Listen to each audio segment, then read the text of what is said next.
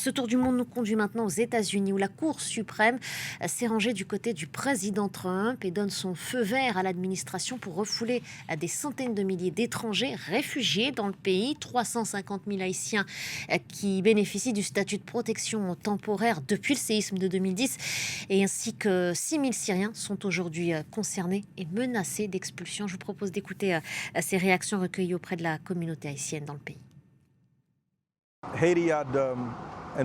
Haïti a été frappé par un tremblement de terre en 2010 qui a coûté la vie à quelques 200 000 Haïtiens. C'est le deuxième. Ce n'est pas une exagération. Actuellement, les gens sont inquiets, ils sont anxieux et ils ne savent pas comment ils vont subvenir aux besoins de leur famille. Les personnes qui ont un emploi disposent de permis de travail liés au statut de protection temporaire. Avec la suppression de ce statut, ces permis de travail sont remis en question. Voilà donc pour ces témoignages. Place à l'analyse maintenant avec vous, Anne Corpé. Merci d'être là, Anne. On commence d'abord par expliquer les termes et ce statut de protection temporaire. Qu'est-ce que c'est précisément ? Alors, on l'appelle le TPS aux États-Unis. Il a été créé par le Congrès en 1990 pour permettre aux personnes de pays dont le pays d'origine est traversé par une guerre, par une catastrophe naturelle ou d'autres crises exceptionnelles, qui leur permettent de vivre et travailler aux États-Unis. Les candidats doivent avoir un casier judiciaire vierge. Alors, Haïti a été bénéficiaire de ce statut après le terrible séisme de 2010. La Syrie, elle, en a bénéficié 2 ans plus tard du fait de la guerre civile.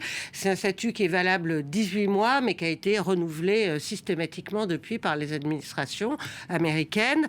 Des juges fédéraux avaient interdit la levée de ce TPS pour les Haïtiens, mais Donald Trump a poursuivi la procédure, est allé devant la Cour suprême parce que les juges fédéraux estimaient que la situation en Haïti n'était pas suffisamment sûre.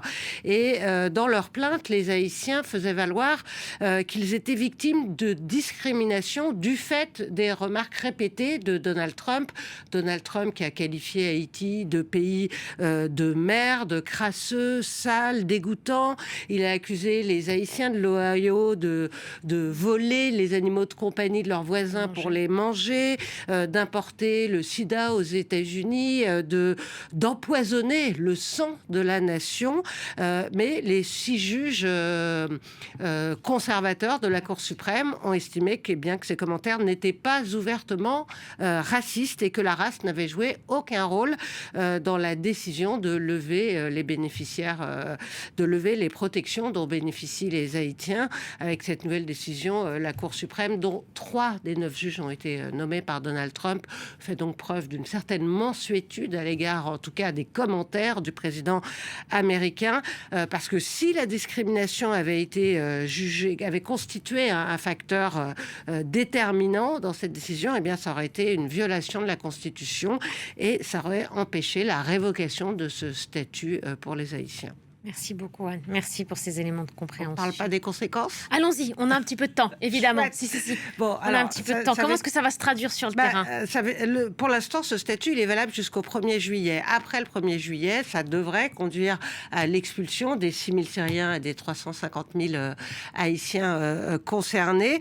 Mais la mesure pourrait s'appliquer à d'autres nationalités parce qu'en fait, il y avait 17 pays qui bénéficiaient de ce statut à l'arrivée de Donald Trump à la Maison-Blanche.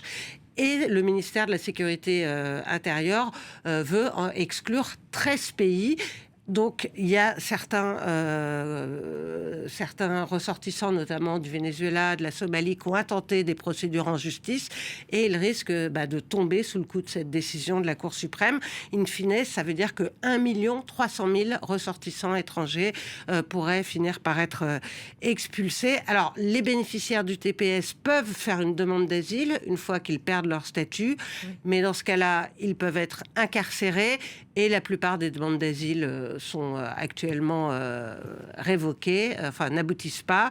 Et il faut savoir que le programme d'accueil des réfugiés aux États-Unis est désormais fermé à tous, sauf aux Blancs issus d'Afrique du Sud.